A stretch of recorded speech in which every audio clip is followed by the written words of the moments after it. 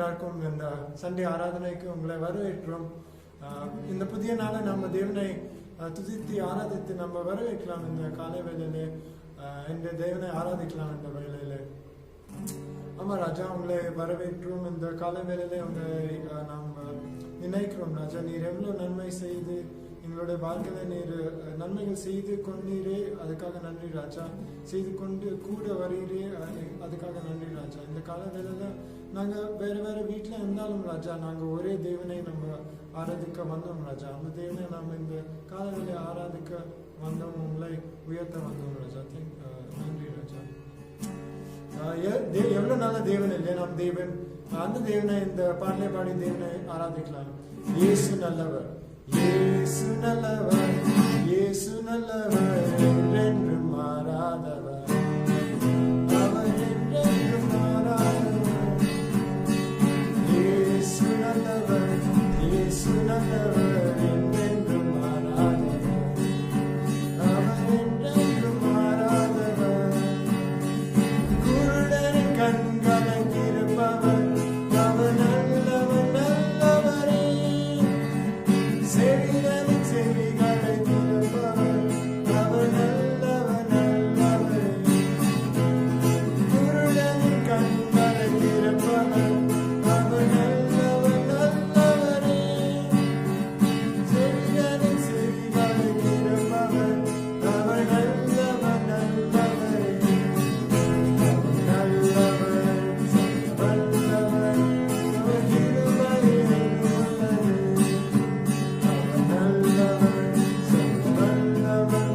அவர் கிருபை உள்ளது.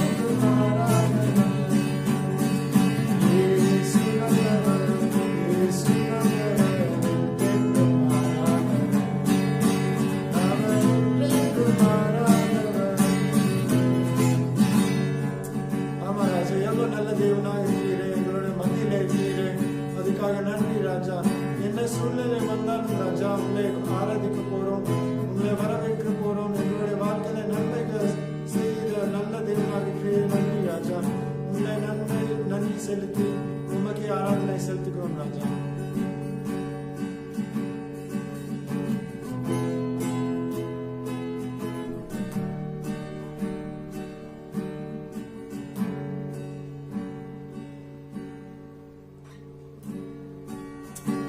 நம்ம தேவனை இந்த இன்னொரு பாட்டில பாடி தேவனை நம்ம ஆராதிக்க போறோம்.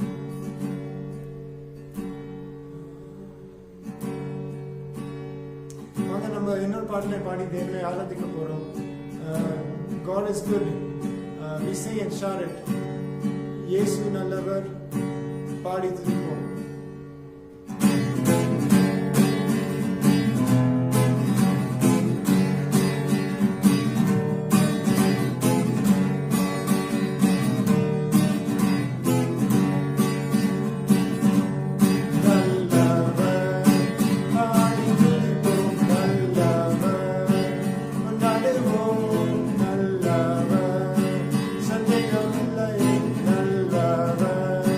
Satiya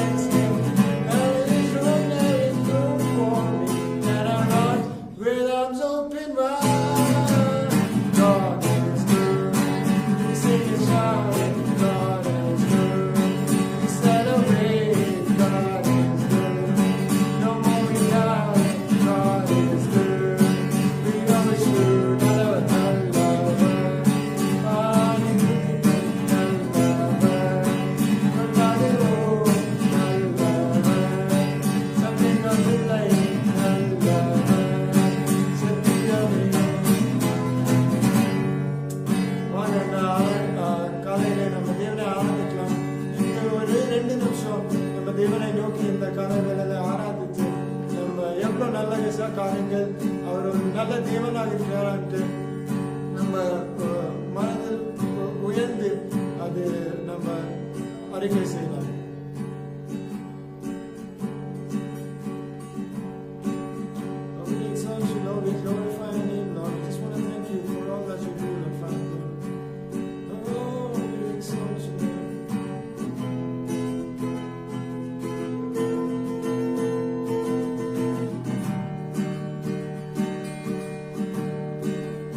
உங்க வீட்டுல இருக்கலாம், ஆனா தேவனை ஆராதிங்க. தேவனை ஆராதனை செய்து நம்ம தேவனை நம்மளுடைய வாழ்க்கையோட ராஜாவாக நம்ம நினைத்துக் கொள்ளலாம்.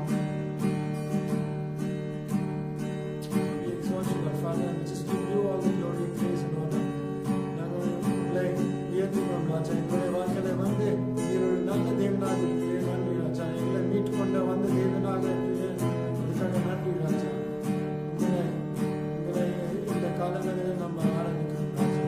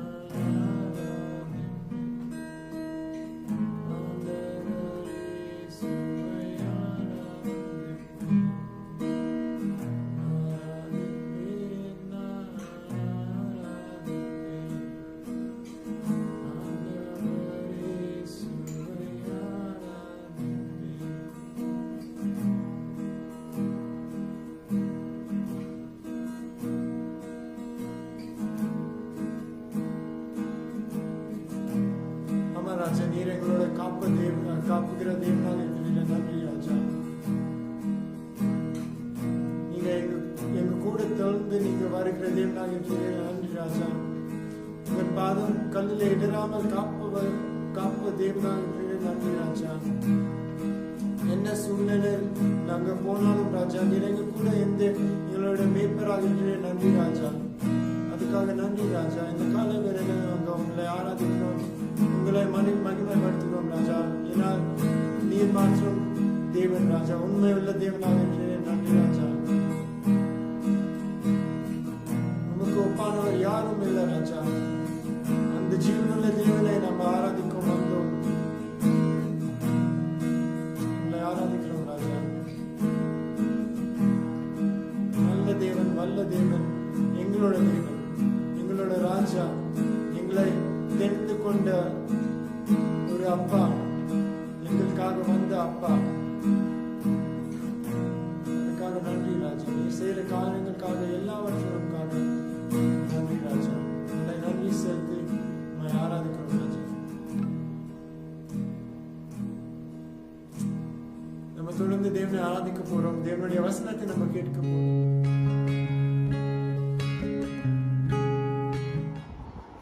அனைவருக்கும் காலை வணக்கம். இந்த நாளிலே உங்களை சந்திப்பது மிகவும் சந்தோஷமாக இருக்கிறது. தொடர்ந்து இந்த லாக்டவுன் கண்டிஷனிலே நாம் இருக்கிறோம். ஆனாலும் தேவன் நம்மை வழிநடத்தி வருகிறார்.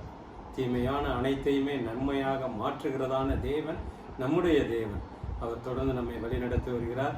இந்த நாளிலே உங்களை மறுபடியுமாக சந்திக்கிறதுலே நான் ரொம்பவும் மகிழ்ச்சி அடைகிறேன். கடந்த வாரத்திலிருந்து நாங்கள் தொடர்ந்து இந்த ஆன்லைன் மூலமாக உங்களோடு கூட பேசி கொண்டு இருக்கிறோம். இதில் அநேக காரியங்களை நீங்களும் ஆவலோடு இந்த கூட்டத்திற்காக எதிர்நோக்கி பார்த்து கொண்டு இருக்கிறீர்கள். இந்த நாளிலே சங்கீதக்காரன் சொன்னதான ஒரு வசனத்தை படித்து நான் உங்களிடத்தில் இந்த பிரசங்கத்தை தொடங்கலாம் என்று நான் நினைக்கிறேன். அதை நான் படிக்கிறேன். சங்கீதம் 119:71, Psalms 119:71. நான் உபத்திரவப்பட்டது எனக்கு நல்லது, அதனால் உமது பிரமாணங்களை கற்றுக்கொள்கிறேன் என்று தாவீது ராஜா சொல்லுகிறார்.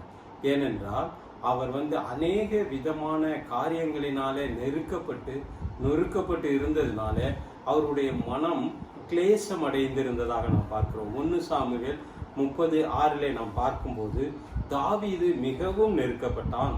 சகல ஜனங்களும் தங்கள் குமாரத்திகளின் நிமித்தம் மன கிளேசத்தினால் அவனை கல்லெறிய வேண்டும் என்று சொல்லிக் கொண்டார்கள்.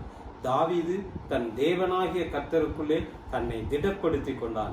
இந்த நாளிலே, இந்த விதமான சூழ்நிலையிலே நாமும் கூட நம்மை திடப்படுத்தி கொள்ள கடமைப்பட்டிருக்கிறோம். நாம் செய்து கொண்டிருக்கிறோம். கர்த்தர் நம்மோடு கூட இருக்கிறார், நம்மை வழி நடத்துகிறார். அதனால் எந்த விதத்திலேயும் நாம் பயப்பட வேண்டாம்.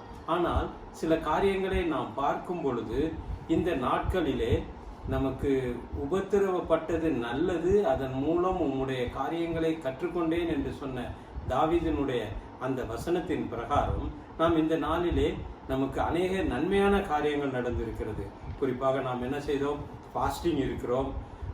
அது மாத்திரமல்ல, நம்மளுடைய இந்த டெக்னாலஜியானது டெவலப் ஆகி இருக்கிறது. முன்பு ஆடியோ காலில் பேசிக்கொண்டிருந்த நாம் இப்பொழுது வீடியோ காலில் பேசுகிறதான ஒரு சூழ்நிலையை தேவன் நமக்கு அனுமதித்திருக்கிறார். அதுபோல சபையிலே கூட வேறு விதமான இன்டர்நெட் மூலமாக மற்ற காரியங்கள் மூலமாக பிரசங்கிக்க தேவன் நம்மளுடைய டெக்னாலஜி டெவலப்மெண்ட்டை கூட ஏற்படுத்தி இருக்கிறார் என்று நாம் சொல்லலாம்.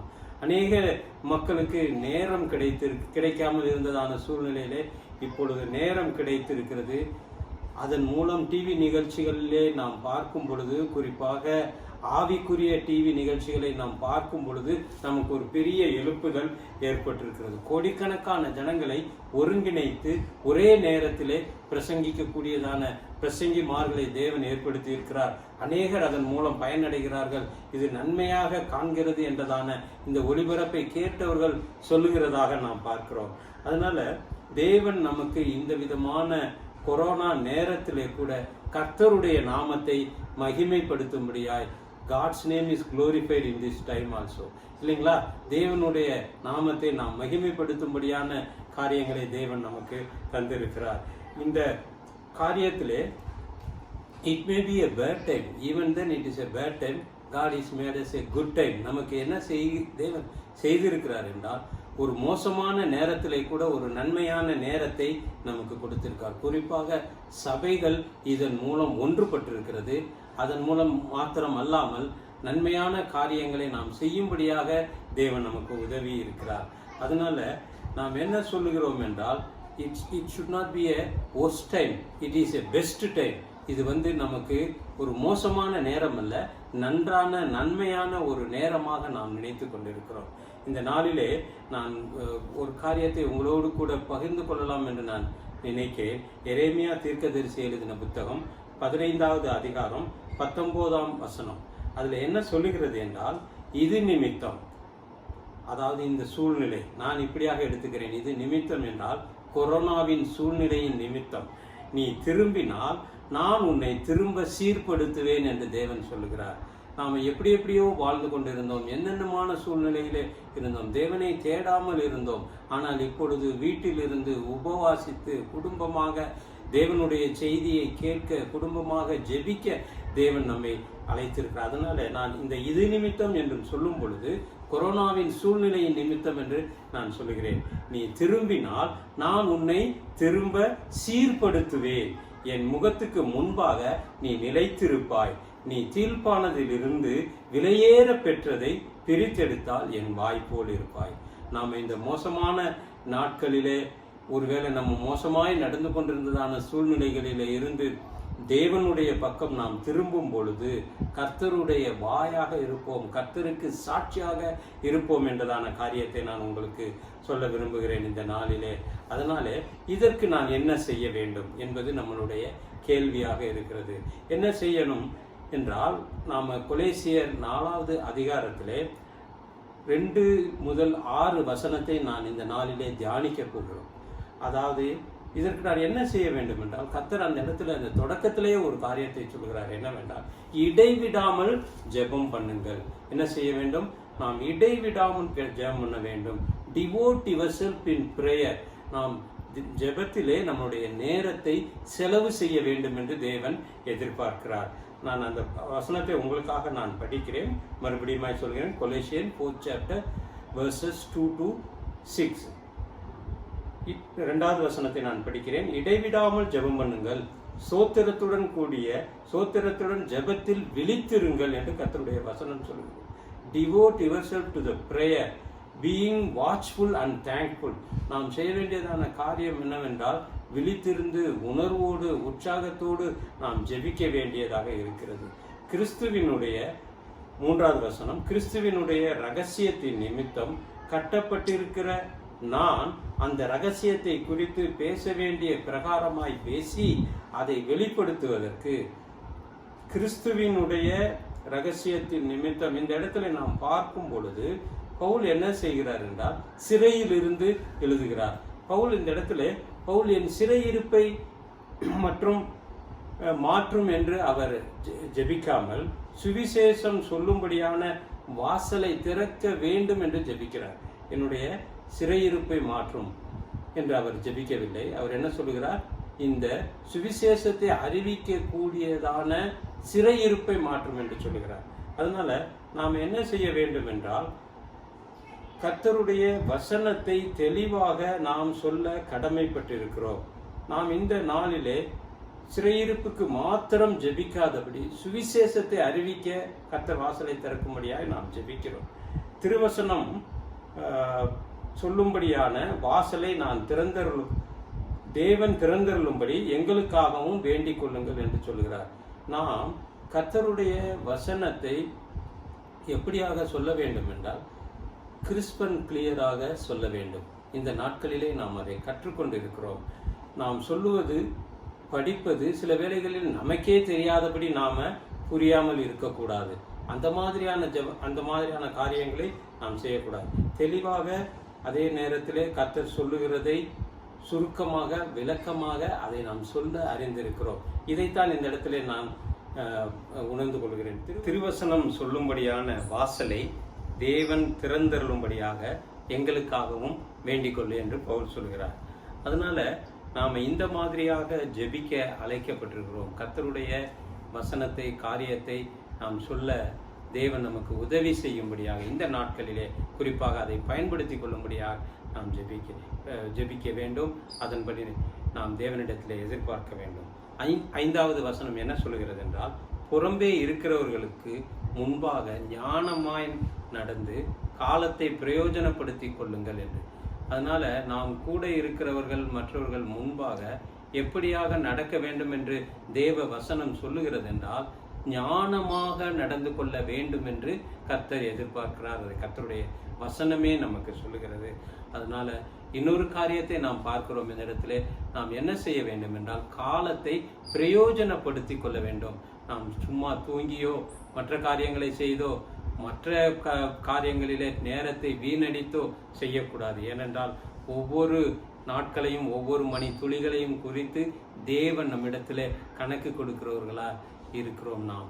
ஏனென்றால் தேவன் ஒரு காலத்தில் வந்து நம்மை கேட்கலாம், நான் இத்தனை நாட்களை உனக்கு கொடுத்தேனே, இத்தனை நேரத்தை கொடுத்தேனே, நீ அதில் எப்படியாக ஜெபித்தாய், என்ன செய்தாய் என்றதான காரியங்களை தேவன் நம்மிடத்திலே கேட்க காலம் வரும். அதனாலே நாம் அதற்கு கணக்கு ஒப்புவிக்கிறவர்களாக இருக்கிறோம் என்பதை மறந்து விடக்கூடாது. கொலோசியர் 6வது வசனத்திலே என்ன சொல்லுகிறது என்றால், அவனவனுக்கு இன்னினபடி உத்தரவு சொல்ல வேண்டும் என்று நீங்கள் அறியும்படிக்கு உங்கள் வசனம் எப்பொழுதும் கிருபை பொருந்தினதாயும் உப்பால் சாரமேற்றினதாகவும் இருப்பதாக என்று நமக்கு இந்த இடத்துல சொல்லுகிறோம். நாம பேசுகிறதான காரியம் எப்படியாக இருக்க வேண்டும் என்றால், ஒரு சாரம் உள்ளதாக இருக்க வேண்டும். சில பேர் பேசுவாங்க, உப்பு சப்பு இல்லாம பேசுறாங்க அப்படின்ற மாதிரி இருக்கும். அப்படியாக நாம இருக்கக்கூடாது. சிறிது நேரம் பேசினாலும், சிறிது நேரம் கர்த்தருடைய வார்த்தையை நாம் எடுத்து சொன்னாலும், அதிலே கர்த்தருடைய வல்லமையின் ஆவியானவர் இடம்பெற்று அதில் வல்லமையாக அவர்களுடைய மனதை தொடும் அளவிற்கு நாம் பேச வேண்டும். அது தேவன ஆவியானவரிடத்தில் அந்த உதவியை நாம் கேட்க வேண்டும். நம்முடைய வார்த்தைகள் சுவை மிகுந்ததாக இருக்க ஆவியானவர் தாமே நமக்கு உதவி செய்யும்படியாய் நாம் கேட்க வேண்டும். அதனால எதிர்காலத்திலே எனக்கு ஒரு நல்ல சந்தர்ப்பம் கிடைக்கும், நான் அப்பொழுது இந்த காரியத்தை செய்வேன், சுவிசேஷத்தை அறிவிப்பேன் என்று இல்லை. இந்த சூழ்நிலையிலே இப்பொழுதே நாம் இந்த காரியத்தை செய்ய இருக்க வேண்டும். ஏனென்றால் கர்த்தருடைய வசனம் என்ன சொல்கிறது, சமயம் வாய்த்தாலும் வாய்க்காவிட்டாலும் தேவனுடைய சுவிசேஷத்தை பிரசங்கிப்பதற்கு நாம் தயாராக இருக்க வேண்டும் என்று கர்த்தருடைய வசனம் சொல்கிறது. அதன்படி நாம் செய்ய வல்லவராக இருக்க வேண்டும். நம்மை அதற்காக நாம் தயார்படுத்திக் கொள்ள வேண்டும். இந்த நாட்களிலே கர்த்தர் என்ன சொல்லுகிறார் என்பதை எரேமியா 17:5 கூட நாம் பார்க்க போகிறோம். மனுஷன் மேல் நம்பிக்கை வைத்து மாம்சமானதை தன் புயபலமாக்கி கொண்டு கர்த்தரை விட்டு விலகுகிற இருதயமுள்ள மனுஷன் சபிக்கப்பட்டவன் என்று கர்த்தருடைய வசனம் சொல்லுகிறது. நாம் இப்படியாக நடந்து கொள்கிறோம். ஆனால் ஒரு காரியத்தை நாம் உணர வேண்டியதாக இருக்கிறது. தேவனை தேடுகிறதான மனிதன் 2ஆம் மகன். 1ஆம் மகனை பற்றி நான் சொன்னேன், 2வது மனிதனை குறித்து நான் சொல்கிறேன். அது எரேமியா 17:7-8 வசனங்கள். இது என்னவென்றால், கர்த்தர் மேல் நம்பிக்கை வைத்து கர்த்தரை தன் நம்பிக்கையாய் கொண்டிருக்கிற மனுஷன் பாக்கியவான். அவன் தண்ணீரண்டையிலே நாட்டப்பட்டதும் கால்வாய் ஓரமாய் தன் வேர்களை விடுகிறதும் உஷ்ணம் வருகிறதை காணாமல் இலை பச்சையாய் இருக்கிறதும் மலை தாழ்ச்சியான வருஷத்திலும் வருத்தமின்றி தப்பாமல் கனி கொடுக்கிறதுமான மரத்தை போல் இருப்பார். இந்த வசனத்திலே நாம் பார்க்கும் பொழுது என்ன 2 காரியங்களை சொல்லுகிறது. கர்த்தர் மேல் நம்பிக்கை வைத்திருக்கிற மனுஷன் பாக்கியவான் என்பதை நாம் அறிந்து கொண்டோம். 2வது காரியம் என்ன சொல்லுகிறது என்றால், அவன் தண்ணீர் அண்டையிலே நாட்டப்பட்டதான ஒரு மரமாக இருக்கிறான். அது என்ன செய்யும் என்றால், உஷ்ணம் வரும் பொழுது இந்த மாதிரியான பிரச்சனைகள் வேதனைகள் வருகிறது. உஷ்ணம் என்றால் அது எல்லாவற்றையும் தகித்து விடும், எல்லாவற்றையும் அழித்து விடும். அந்த மாதிரியான சூழ்நிலை வரும் பொழுது வருகிறதை காணாமல் இலை பச்சையாய் இருக்கிறதும் மலை தாழ்ச்சியான, எனக்கு எல்லாம் என்னுடைய வேலை போயிடுச்சு, என்னுடைய காரியங்கள் போய்விட்டது என்று வேதனையிலே இருக்கிறதான ஒரு சூழ்நிலையை தான் நான் இதில் ஒப்பிட்டு சொல்ல முடியும். மலை தாழ்ச்சியான வருஷத்திலும் வருத்தமின்றி தப்பாமல் கனி கொடுக்கிற மரத்தை போல் இருப்பான். அவனுக்கு எல்லாம் கர்த்தரிடத்திலிருந்து வரும். கர்த்தர் God will take care of each and every supply of you. அவனுடைய எல்லா காரியத்தையும் தேவன் பொறுப்பெடுத்து வழி நடத்துகிறார். இந்த பகுதியிலே கடைசியான ஒரு காரியம் என்ன சொல்லுகிறது என்றால், இயர் ஆஃப் drought, இங்கிலீஷில் நான் சொல்லும் பொழுது year of drought can become a year of bearing fruit என்றதான ஒரு வசனத்தை சொல்லுகிறது. இந்த நாட்களிலே பஞ்ச காலத்தில், இங்கிலீஷ் வெர்ஷன் பிரகாரம் நான் சொல்கிறேன், பஞ்ச காலத்திலே கூட அவன் என்ன செய்வானா, கனிகளை கொடுத்து ஆசீர்வாதமாக இருக்கிறவனாக இருக்கிறான் என்று நாம் பார்க்கிறோம். அதனாலே இந்த காலத்திலே நாம் கர்த்தருடைய இந்த வாக்கு தத்தங்களை நிறைவேற வேண்டியதான, அதை நிறைவேற காத்திருக்க வேண்டியதான ஒரு சூழ்நிலையாக இருக்கிறது. கர்த்தர் நமக்கு அநேக வாக்கு தத்தங்களை கொடுத்திருக்கிறார். குறிப்பாக நான் இந்த நாளிலே பார்க்கும் பொழுது, இந்த ஜெபத்திற்காக, இந்த விதமான பிரசங்கத்திற்காக தயார் பண்ணும் பொழுது தேவன் ஒரு காரியத்தை என்னோடு பேசினார். அது என்னவென்றால், ஏசாயா 54:10 நான் படிக்கிறேன். இதை நீங்கள் தெளிவாக கேட்டுக்கொள்ளுங்கள். மலைகள் விலகினாலும் பர்வதங்கள் நிலை பெயர்ந்தாலும் என் கிருபை உன்னை விட்டு விலகாமலும் என் சமாதானத்தின் உடன்படிக்கை நிலை பெறாமலும் இருக்கும் என்று உன்மேல் மனதுருகிற கர்த்தர் சொல்லுகிறார் என்றதான வசனம். இந்த வசனத்தை தேவன் நமக்கு சொல்லுகிறார். என்ன காரியங்கள், மலைகளே விலகி போனாலும் பர்வதங்கள் நிலை பெயர்ந்து போனாலும் அவருடைய கிருபை நம்மை விட்டு விலகாது, அவருடைய உடன்படிக்கை நம்மை விட்டு நிலை பெறாது என்றதான காரியத்தை நாம் இந்த நாளிலே அறிந்திருக்கிறோம். அதனால இந்த காரியங்கள் உங்களுடைய மனதிலே வைத்து கொண்டு, எந்த விதத்திலேயும் வேதனையோ துக்கமோ இல்லாதபடி அவைகள் இருந்தாலும் கூட மேற்கொள்ள தேவன் பலன் கொடுப்பார், பலன் கொடுத்திருக்கிறார். அதை போல நாம் அதை மனதிலே வைத்து கொண்டு தொடர்ந்து முன்னேறலாம். இப்பொழுது நான் ஜெபிக்க உங்களை அழைக்கிறேன். நாம் எல்லோரும் சேர்ந்து, என்னோடு கூட நீங்களும் சேர்ந்து இந்த ஜெபத்தை ஏறெடுப்பீர்கள் என்று நான் நினைக்கிறேன். ஜெபிக்க போகிறோம். அதனால் நாம் ஜெபிக்கலாம்.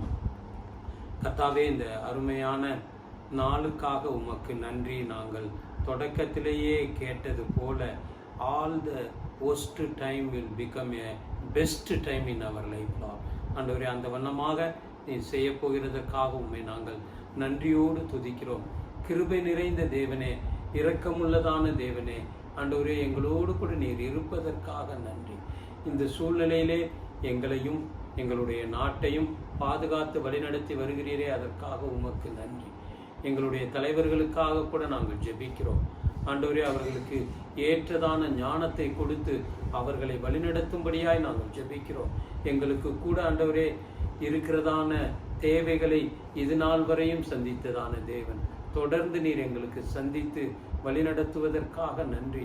எங்களுடைய பிள்ளைகளை ஆண்டவரே இந்த விதமான கொள்ளை நோய்களிலிருந்து எல்லோரையும் பாதுகாக்கிற தேவன் நீர். ஆண்டவரே, ஆண்டவரே, நாங்கள் மறுமுறை ஆண்டவரே ஒருவரை ஒருவர் காணும் வண்ணமாக இது முற்றிலுமாக இந்த கொள்ளை நோயானது அகற்றப்பட்டு ஆண்டவரே இதிலே நாங்கள் ஒரு பெரிய ஆண்டவரே வெற்றியை கண்டு உம்மை துதித்து ஒன்று கூடி ஆராதிக்க நீர் எங்களுக்கு ஒரு சந்தர்ப்பத்தை தரும்படியாக நான் ஜெபிக்கிறேன். கர்த்தாவே, நீரே பொறுப்படும் வரும் நாட்களிலே விரைவிலே எல்லாம் சரியாகி குணமடைந்து ஆண்டவரே எங்களுடைய வேலைக்கோ எங்களுடைய காரியங்களுக்கோ நாங்கள் செல்லும்படியாக நாங்கள் ஜெபிக்கிறோம்.